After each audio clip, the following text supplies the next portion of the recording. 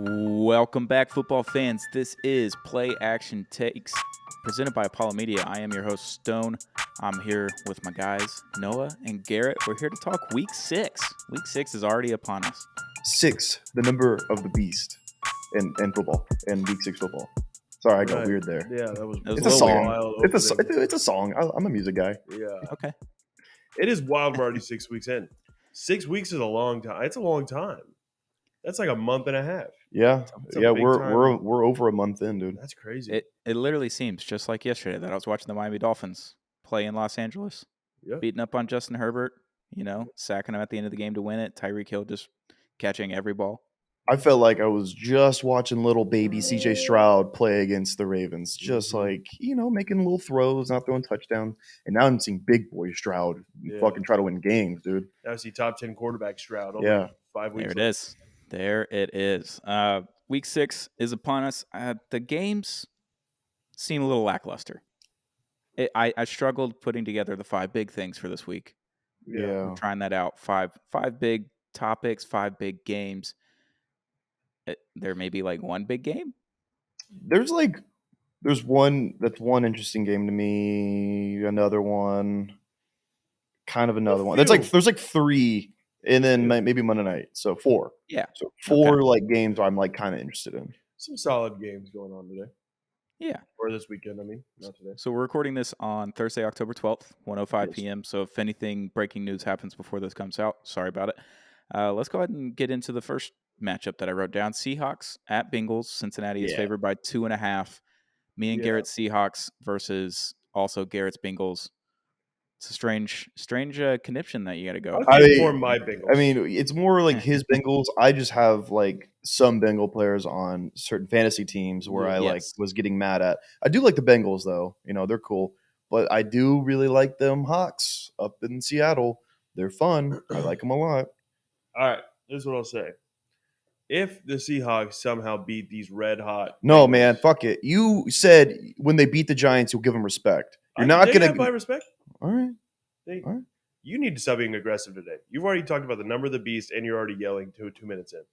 All I was going to say before I was so rudely interrupted was that if the Seahawks beat the Bengals, I will be like, they have my respect. But like, if they beat the Bengals, I'll be like, okay, they're a damn good team. Like they have my respect right now. I think they're a solid team. But if they beat the Bengals, then I'm like, all right, fuck it. I think their offense is good. The Seahawks defense is a bit lackluster. Earl Thomas, Richard Sherman, Cam Chancellor, none of those guys are there anymore. Yeah. They're all gone. Yeah.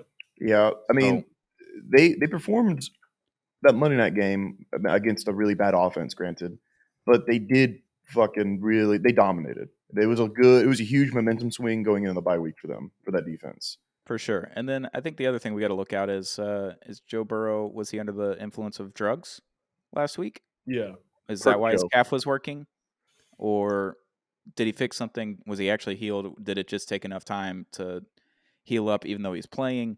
I don't know what it is. We're going to see what happens with Joe Burrow, 7-11 Jamar Chase, Yeah.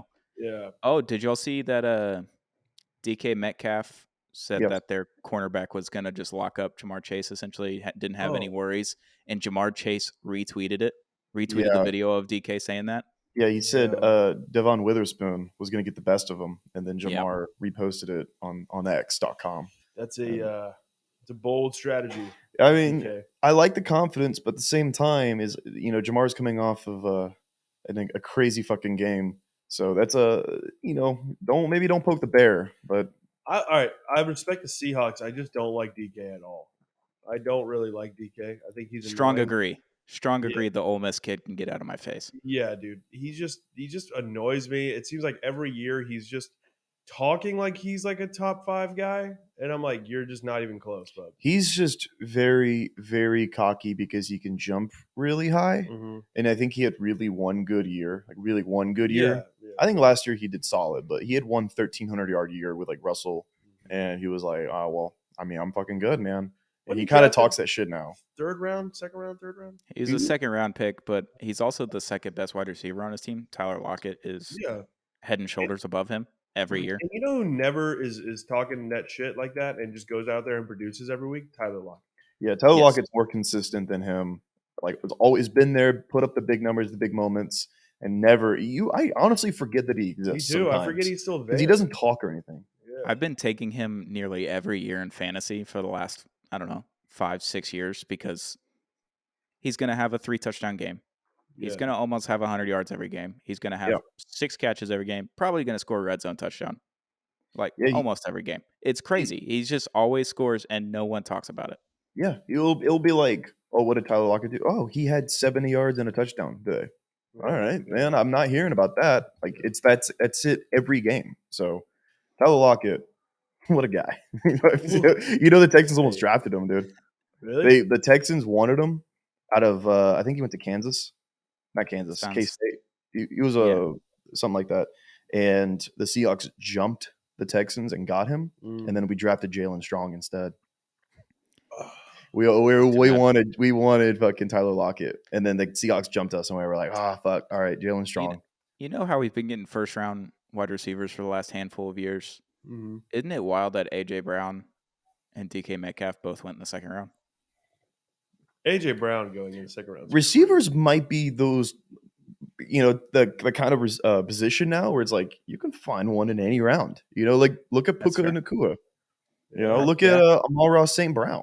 Yeah. Although these guys are finding like late, just fucking evaluate the receivers, and you might find like 1,000-yard guy just like hanging out. Yeah, true. People are talented. Turns out. Let's move to another game playing at Sunday at 12. 12 God's time zone, Central time zone. Yeah. 49ers at Browns, and the 49ers are favored by 7, and it was just announced an hour or two ago probably that Deshaun Watson is not going to be playing. Yeah, it's looking like PJ Walker will start instead of him. And a very, very weird thing going on in Cleveland because he got cleared apparently 2 weeks ago to practice, is not speaking with the media, was scheduled yesterday and today to speak with the media, is foregoing that. And people in Cleveland are starting to fucking kind of lose their minds a little. Yeah. Like, is this happening to us again? Is this franchise unraveling again? I don't really think so right now, but it's something to monitor. The answer is probably yes, that the franchise is unraveling. What is going on in Cleveland has been the question, the age-old question. Been that way since Bill Belichick really left in the 90s. Well, and the franchise left in the 90s. Things happen. The whole fucking team. Things happen, I guess. Yeah, I don't know what's going on with the Deshaun situation. Last week they said he could go. We're kind of talking about it pre-show. They said he could go, but he was like, I'm in pain. It doesn't feel right. Whatever. I think it's a little bit in the middle. I think he needs to kind of buck up and play a little bit.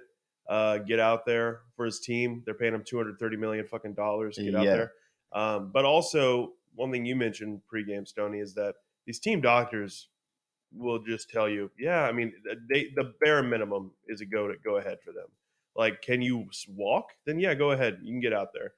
So also, I don't really blame any player for not totally trusting the team doctors in that situation.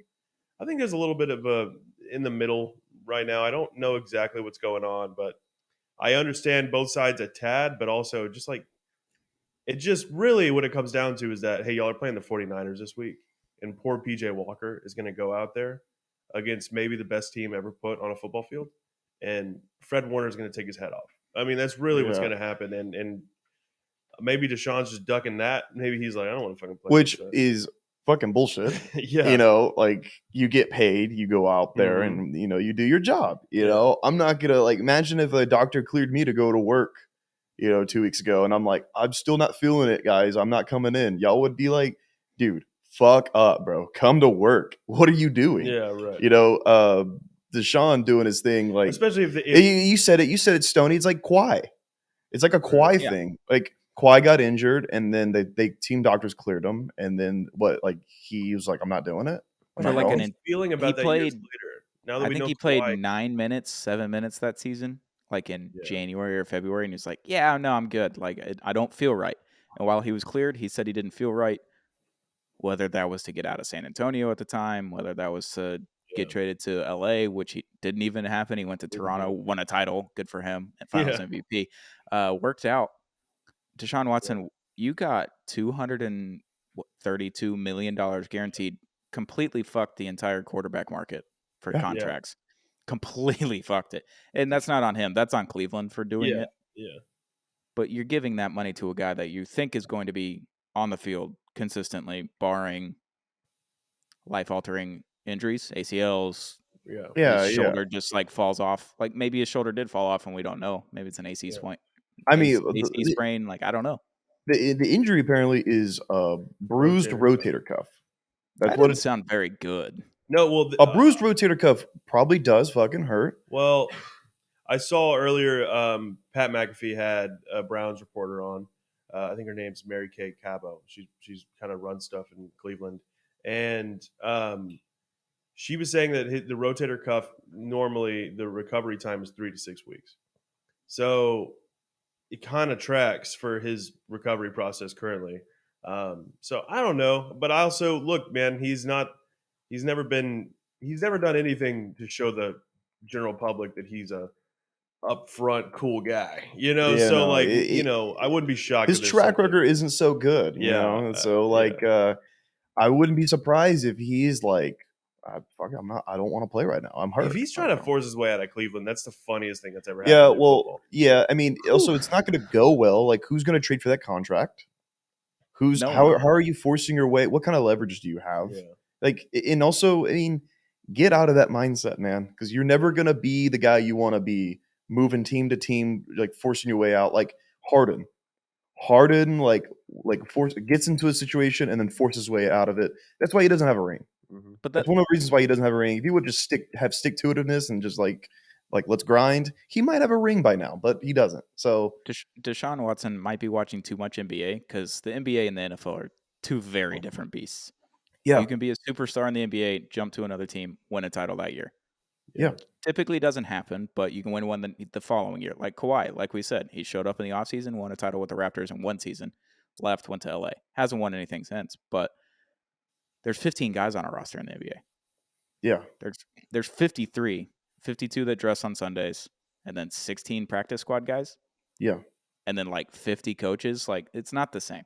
It's not the same. You can't jump from team to team, and because you got $232 million in the NFL, like you don't get to just leave. Yeah, especially when you're the highest paid guy on every team that you go to. Like that's crazy. And it was pretty unheard of already when he requested a trade from the Texans because franchise quarterbacks don't do that. They never do that. It's like unheard of. Yeah. And if he's trying to do it again, buddy, like let's touch some grass, all right? Like that's crazy. Get your mind out of the NBA. This ain't the NBA. Yeah. I think the biggest thing with this game is, are the 49ers going to be able to put up 30-plus points on this defense? The defense probably will get tired out because the offense for Cleveland won't do anything. Exactly. I would assume. So they're going to get tired out. Through 3 quarters, have they put up 21 points? Have they put up 30 points? That's what I'm looking for. Yeah. Because then that proves that the Cleveland defense is that good and that the 49ers are able to be stopped somewhat. Yeah.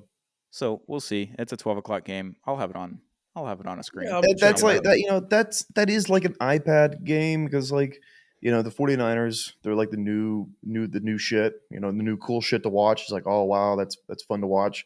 And then it's fun to watch them against the Browns defense. It'll be fun to watch that matchup. But like you said, they're going to be tired. I think the 49ers will score quite a bit. I mean, the Ravens put 28 up on them. So speaking of the Ravens, they're going to London, playing the Tennessee Titans at 8:30 in the morning. God's time zone. Baltimore is favored by 4 points. And this is what I'm going to call the battle of the good bad teams. Yeah. Yeah. Yeah. The battle of the teams that we still don't know who they are because I don't know what these teams are fucking about. We know what Tennessee is. The Ravens. Yeah. We know what Tennessee is. Good defense, good running back. Ryan Tannehill is their quarterback. Yeah. Ryan Tannehill's stat line's crazy. It's crazy. It's the most preposterous thing. Bill Simmons was talking about it on his podcast the other day, and it was just perplexing because he's like, Ryan Tannehill's the only guy to have his career go down the shitter, get another contract with the team that drafted him, get traded, and get another massive contract from the team that traded for him. Yeah. Just be good enough to get $180 million out of 2 different contracts from 2 different teams. Yeah. Is incredible that Ryan Tannehill's been able to just hang on for your life like this. Dude, he got paid before Derrick Henry did. Yes. They paid him before they paid Derrick Henry. Isn't that crazy? like halfway through the first season, or like after the first Yeah, season. like and gave him another $90 million. And then, granted, he did have a crazy season after that, but then ever since then, it's been like, oh, regular Tannehill. Yeah, dude, listen to this. They're 2-3, so they won some games. Like they beat the Chargers. They beat the Chargers. And they beat the shit out of the Bengals too. They beat the shit out of the Bengals. On the year, he's 90 for 142. It's fine. 1,052 yards. 2 touchdowns. No. 5 interceptions. That makes sense. And they're 2-3. He is on the brink. He's such a weird thing. Is they like have 2 more losses, maybe even this one.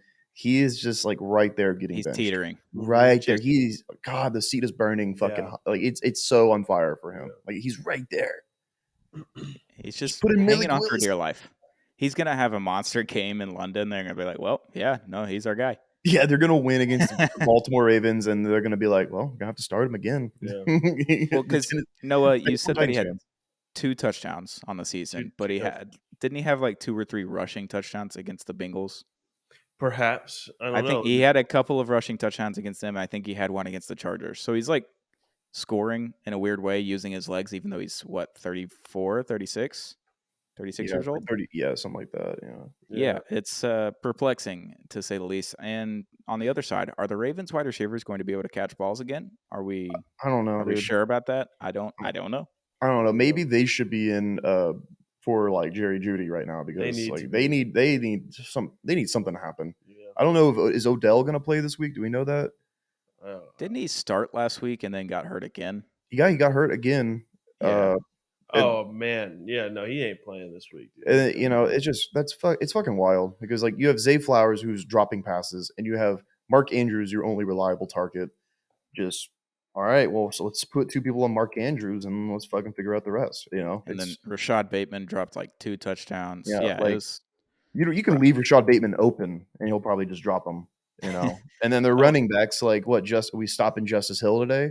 Okay, and I think Devin Duvernay as well, Texas boy. He dropped a touchdown last week. Just wide open. Yeah, I mean, I'm not gonna lie. I was just like talking shit on Deshaun for like trying to force his way out of places. I would have signed if I was Lamar. I'm not gonna lie. It's like they are the definition of like not helping him out. I mean, they're just know how to help him. He is on his own on that team ever since 2019, and like maybe he shouldn't have. I would have become a free agent. I would become a free agent and then fucking go somewhere else. I wouldn't have gone back to Baltimore. I was really shocked by that move. The Ravens have kind of done the same thing that the Miami Dolphins have done. Put together a track team and let them do the work. However, the work is not getting done because they're not catching the football. They're wide open. They're wide open. But they don't catch, like the Dolphins have a track team that is like, oh, they're good at football, so they're all good. Yeah. Like the Ravens are just like, they all suck, but they're fast. Oh, they all suck. Okay. Yeah. All right. But they're fast though. They're all just actually track stars. They can't play football. Yeah. Yeah. This is going to be like the gross version of what we got last week, Jags and Bills. Jags and Bills was a good game. It's a little gross, but fun. I think Ravens-Titans is going to be the same thing. It's going to be a close game. It's going to be fun, but it's going to be really gross. It's going to be disgusting, some would say. Yeah. So I'm intrigued. 8:30 in the morning, just wake up, make a cup of coffee, or a cup of tea, as they say, and have some biscuits and some beans. Some beans and biscuits. I already know if I miss the first half, I'm going to wake up and be like, what's the score? It's going to be like halftime, and the score is going to be like, 10. I was literally thinking 10-3. It's going to be like, I was like, 10-3, Titans are winning right now. It's literally what's going to be happening. For some reason, the Titans are winning. Yeah. Absolutely. Let's go to a late game, a little afternoon, Sunday, 3:25, God's time zone. Lions at Bucks. Oh yeah, Detroit is favored by 3.5. This is a potential playoff matchup. Yeah, it could also have implications on seeding for both teams. Yeah, absolutely. If one of them does not win the division, their own division, they could be a wild card. They could be the 7th seed, the 6th seed. This could matter down the stretch. I know it's week 6, but it could matter. It could matter. Also, this is a creamsicle week for the Buccaneers. Ooh, I forgot it's creamsicle week. They're in their week. Creamsicle jerseys, so it's going to be like aesthetically pleasing. Hopefully, Detroit goes with the all whites. Also, this is going on the big team or the big TV. because both these teams are cool to me. Yeah. And Cool. like I'm actually expecting like a pretty solid game. Yeah, I am too. I'm expecting like both teams to kind of show out. Yeah, I think it's gonna be a good game. 2 number 1 overall picks dueling. It's gonna be fun. Lions are really good. Bucks are frisky. Bucks are really. I mean, they're good. I mean, I think they win that division. I think the seeding kind of implications are more so for the Bucks if they somehow fumble their division, but I don't think that's going to happen. I don't think anyone else in that division. I guess the Saints are only the real Saints, maybe, but that's it. That's it, and I don't. They just beat the Saints. The Falcons are still hanging on there. That's true. The Falcons are just 3-2. I think the Buccaneers clear all those teams. Yeah, right I think they should. Yeah. Absolutely, they should. Did you all hear Peter Schrager the other week talking about the Bucks and Baker? No, what so I think he was down in Tampa, and he's like, Baker Mayfield, he takes all the offensive linemen out, takes them to dinner, takes them to shows. They went to the Tampa Bay Rays game. He was wearing a Rangers hat, but he was at the game.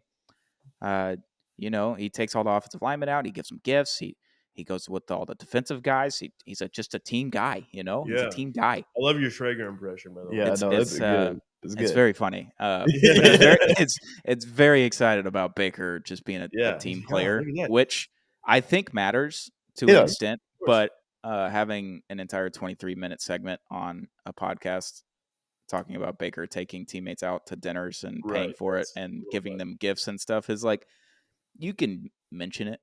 Yeah. And you're like, okay, that's cool. He's a team guy, building some camaraderie. I know Tyreek Hill has trouble saying that word, but camaraderie, in the building with the Bucks. But yeah, it's going to be interesting. The Lions' defense looked horrifying last week. Aiden Hutchinson looks every bit as that guy, which I think people have been like, he's good, but like, I don't understand who was saying, like, dude, why would you say that? I think he's really good. He's been fantastic ever since he's like joined the league. Like, he's gonna be top 3 in defensive player of the year this oh year, man, probably. He's crazy. That interception he had last week was very JJ Watt. He reminds me of JJ Watt. Like, not as a dominant, obviously, but he could be. It's very early in his career, but just some of the things he does, like the pick and just some of the swim moves and stuff like that. He fucking lined up wide last year, and I forgot who they were playing against. I think it might have been the Bears, which makes sense. He lined up wide to cover someone, and Justin Fields threw an interception to him when he was in coverage. Like, he was lined up as a corner. Like, I was like, wait, dude, what? That's fucking crazy. That's so ass, dude. Justin Fields sucks. Yeah, dude. But I mean, Aiden Hutchinson in that Lions defense is very good. They're very good. They're built in the trenches. Both their offensive and defensive lines are crazy. Yeah. And they built it through the draft. Like, it wasn't free agency. They didn't do a whole bunch of stuff, spend a bunch of money. They just went and got their dudes built from within. Yep. And it's paying off. It shows that football really is won in the trenches. Yeah. If you can go get those done, then you luck out with them on St. Brown. Yep. And then David Montgomery's just like, I'm very, very good at football. Turns out Jared Goff is well above average. I'm not going to say he's like the best quarterback, but he's top 10 probably this season. He's playing like a top 10 top guy 10 last year. Yeah. Like, he's been very good football. Jared Goff is so reliable. He will do what needs to get done. He's like Brock Purdy kind of level of reliable, but also just kind of more skilled and more like a better passer. And so I love Jared Goff. I'm so happy the Lions are finding success. I think they win this game. Not easily. I think it's going to be a gritty game. It's a dogfight. Pull it out. Yeah. And the other thing that the Lions did this past offseason, in the second round, they take Sam Laporta, the tight end, who's currently tight end number 1 in fantasy football. Yeah, I have Kelsey him in one and of my Mark leagues. Andrews. I do. I have him in our Apollo league. He scored me a lot of points recently. But you get him to pair with Amon St. Brown, and then you also draft Jahmyr Gibbs, who's doubtful for this week. He's probably not going to play, but you got weapons to go along with the trenches. Josh Reynolds, Jameson Williams is back. Jameson Williams, yeah. They're a very, very talented team, but also so are the Bucks. So it just comes down to in the trenches and quarterback play. Like, if Baker is making mistakes, the Bucks will lose. If Baker's not really making mistakes, it will be a close game. It'll be a pretty close game. I'm feeling really good about my preseason prediction with Dan Campbell, Coach of the Year. Yeah, Feeling pretty good about it. Fifth big thing this week: Chargers Cowboys in LA, Monday night, 7:15 God's time zone. Dallas favored by 2. Is this a loser leaves town game? And by that you mean coach? Yes, and team. If one of these teams loses this game in a bad fashion, I believe that team's done. They either make the playoffs and lose in the first round, or they don't even make the playoffs at all. Okay. I lose all faith in one of these teams if they lose big. The way I see that is Cowboys, if they lose, they're still in play to make the postseason because the NFC sucks, really. Fair. But if the Chargers lose and they go 2-3, I think are they 2-3 right now? Do they have bye week? I don't know. They'll have a losing record for sure, or something. I mean, if they lose, it's a pretty uphill battle. It's a big uphill battle in the AFC to make the postseason. So I think they could be done. And Chargers have a bye week. Yeah, it could be also like the beginning stages of like firing Brandon Staley, like, becoming like this is reality. He sucks. We're gonna start like his seat is hot. I think it's super apparent that Brandon Staley needs to be fired and quickly and swiftly. Just get him out of that building. If I was a diehard Chargers fan, I'd be at the front door of SoFi. Not you, Sean. Get out of here. Brandon, come here. Like, I'd be like, you got to leave. You got to get out of here. Kellen, you're the interim head coach. Show us what you can do. Because Kellen Moore's a guy who's getting interviews for whatever the hell. He's been kind of talked about in head coaching jobs, which I really don't totally understand, but I do like him.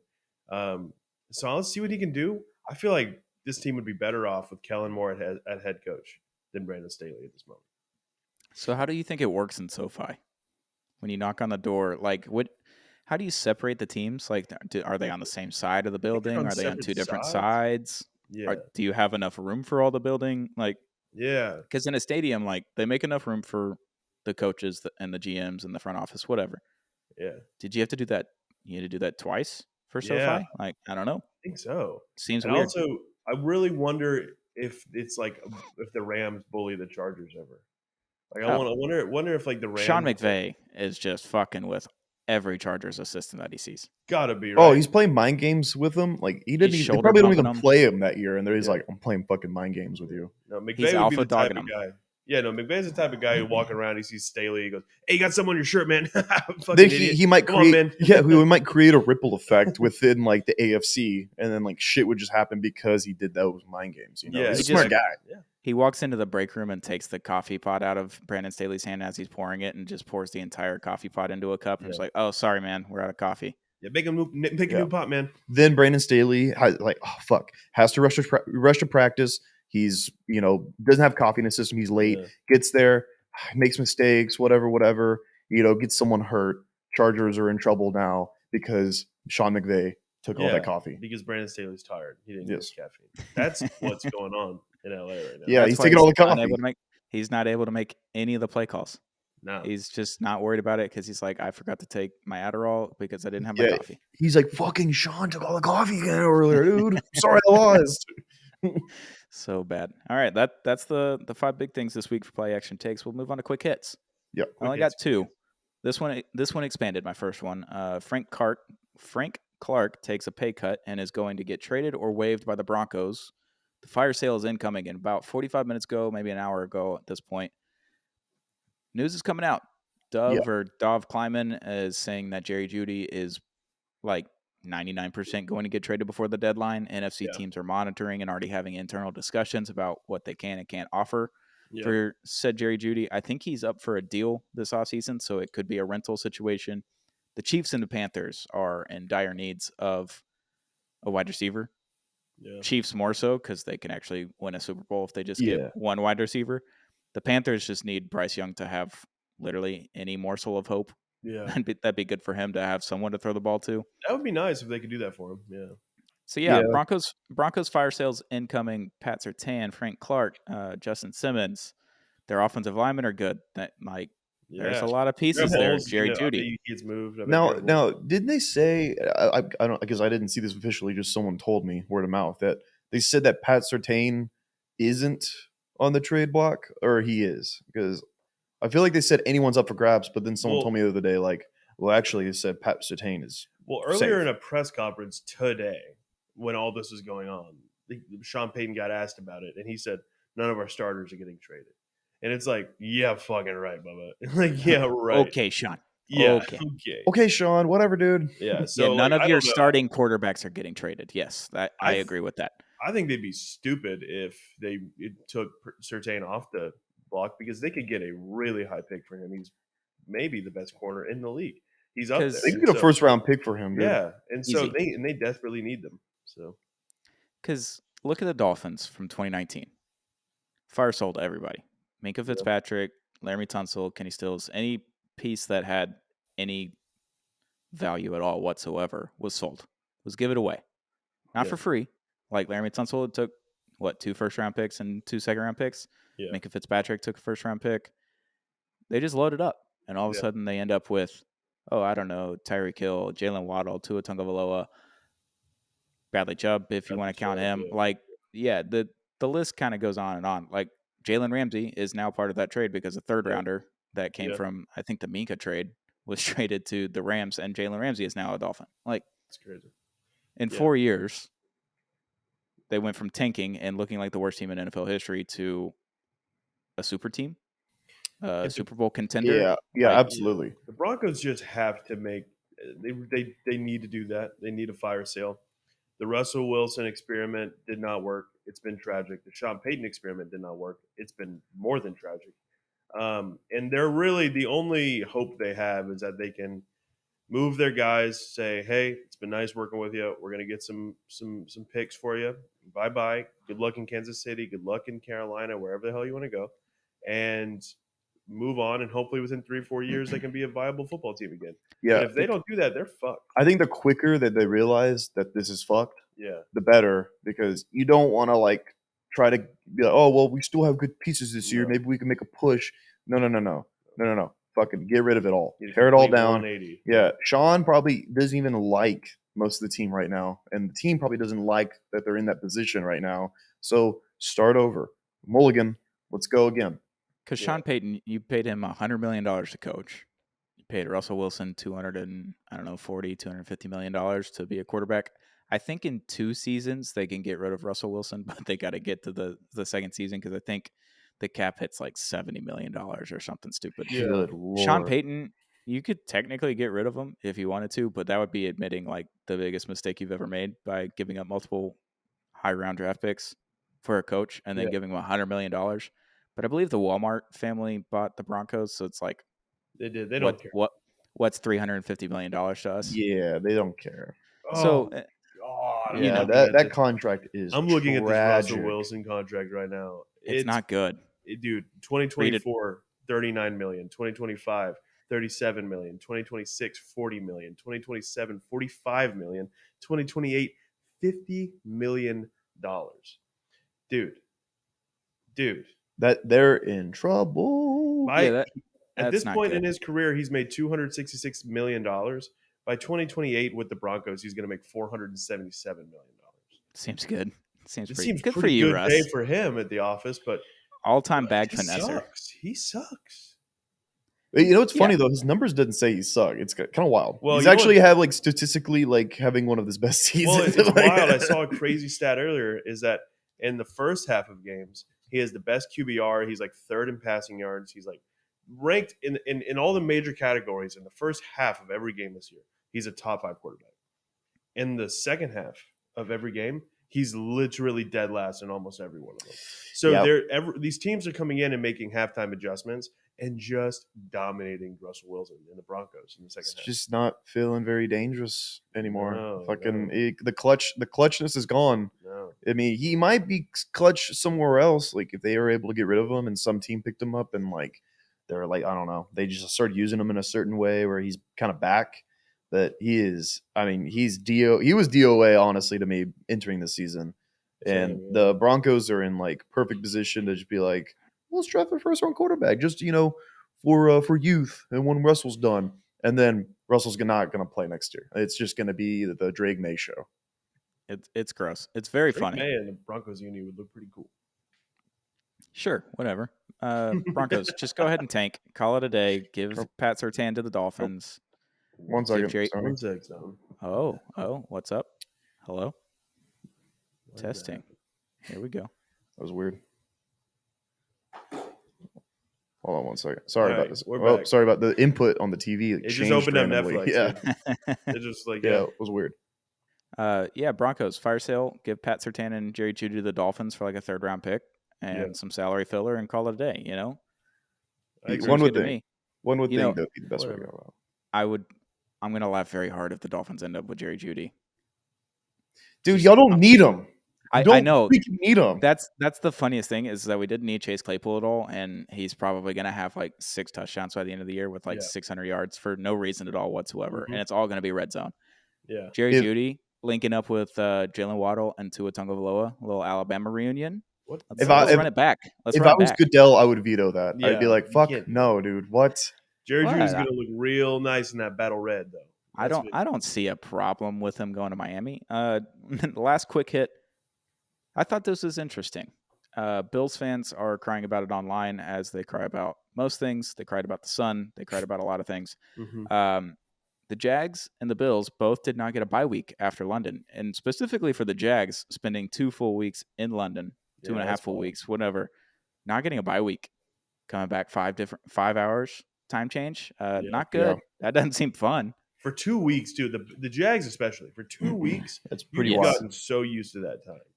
I think the Bills didn't fly up until Friday for the London game, which doesn't make any sense. Like, here, let's go 5 hours, fast forward in time, 5 hours. Yeah. Oh, you have to play a football game at what would be 9:30 a.m. your time. Yeah. Get ready, boys. Let's get up. I've been super critical about the schedule makers this year already, about like primetime games and different like travel situations like that.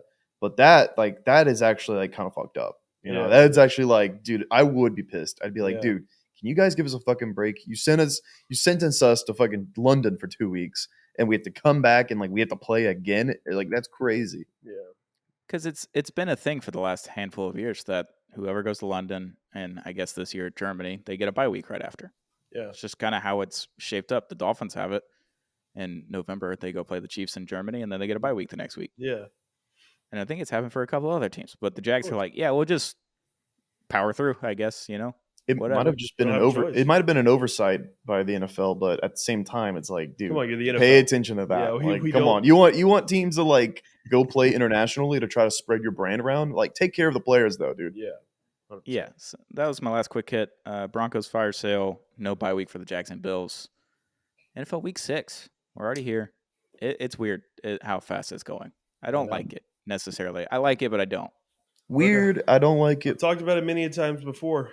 I think I have a theory that the world's spinning faster, and it's just none of us know it. I really do. Time has been going by faster. I think I would know. Yeah, I think I would know. But that's the thing. We don't know anything. In the grand scheme of the universe, we don't know anything. So I think time's going by faster. Everyone feels it. Guys, it does not feel like it's been 6 weeks. Not even close. It's the middle of October.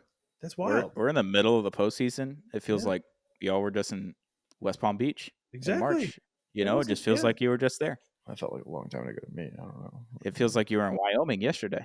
Yeah, it does. Dude, I do feel like I was in Wyoming very recently. That was 2 months ago. It's over 2 months ago. I don't know about that. Man.